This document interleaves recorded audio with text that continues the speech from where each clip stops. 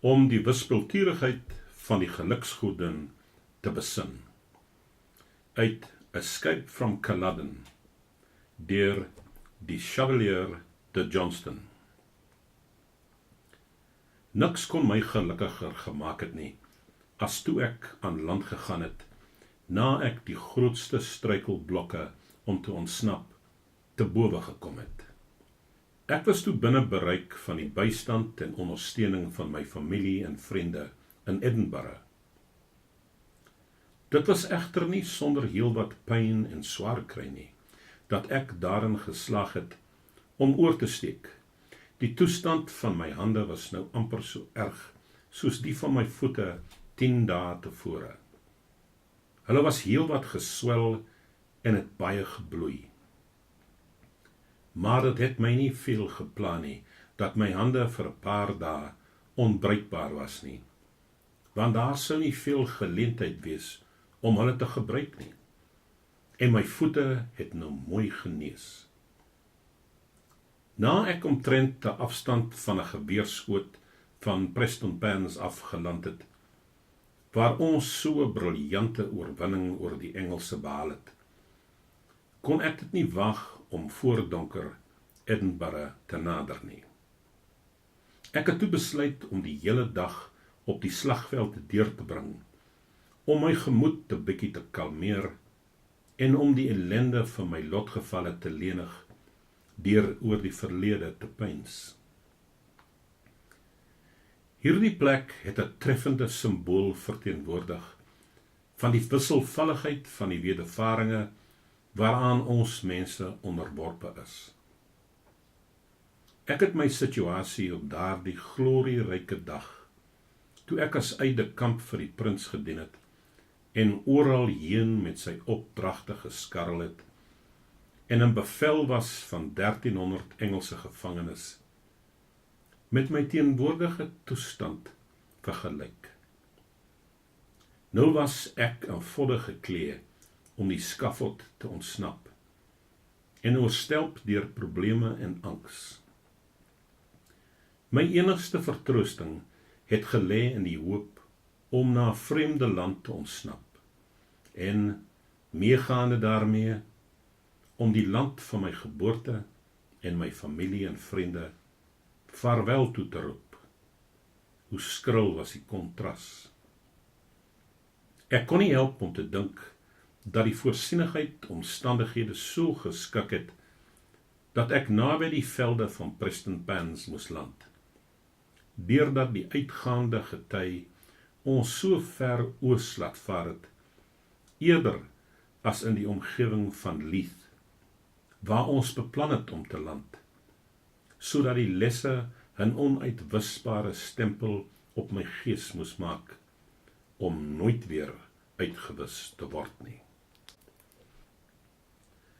Ek sou dit so geniet het om sommige van die prins se uitverkore vriende te sien, daardie aan wie vroeër vernaamdheid geskenk is, as gevolg van hulle begunstigde posisies, en wat hulle so onbeskof, hooghartig en voorbarig gemaak het.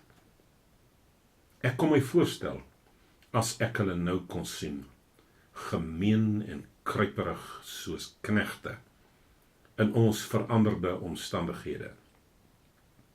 Ek het inderdaad sommige van hulle sedertdien gesien, en gevind dat my vermoedens nie verkeerd was nie. Hulle optrede was presies wat ek verwag het. Die onbestendigheid van geluk behoort mense die noodsaaklikheid van die instandhouding van 'n koersvaster karakter te leer.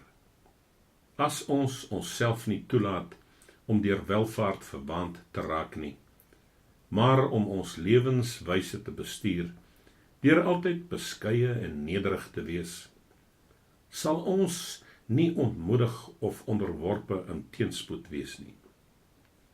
Arrogansie en ydelheid is onfeilbare tekens van kleingeestigheid, en dit slaag altyd daarin om te ontaard, wanneer die geluksgodin haar rug op jou draai, in die gemeenste kruiperigheid. 'n nederige, sagge aarde en weldadige mens sal nooit homself toelaat om so laag te daal nie.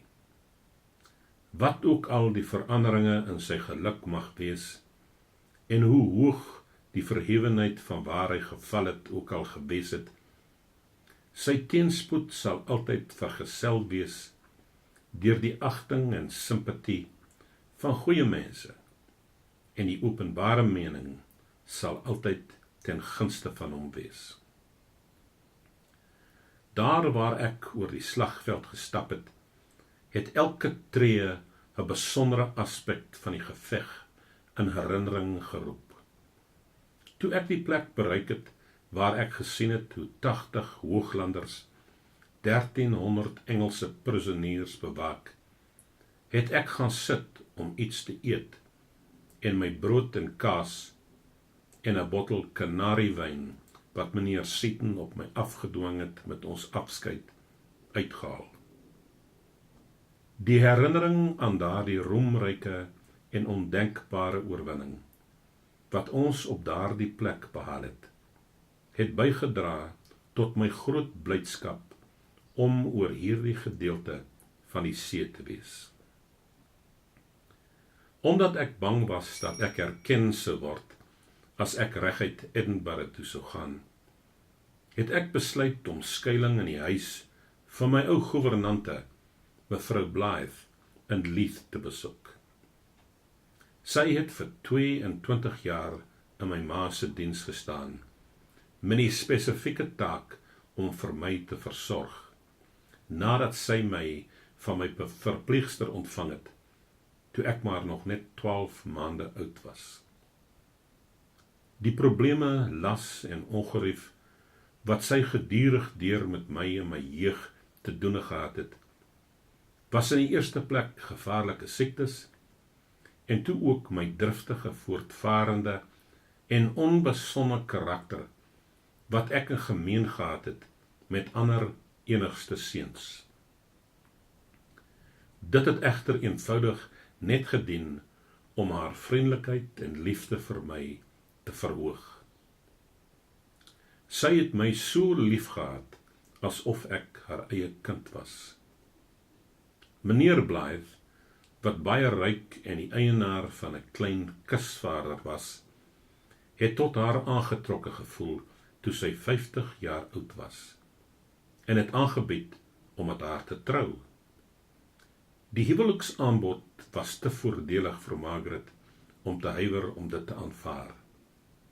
Dit was reeds 3 jaar sedert sy ons huis verlaat het, om by haar man in Leith te gaan bly, en hulle was baie gelukkig saam. Blythe was 'n Calvinis en 'n gesore vyand van die huis van Stuart, maar hy was 'n deegsame man, en ek het niks te vrese van hom gehad nie.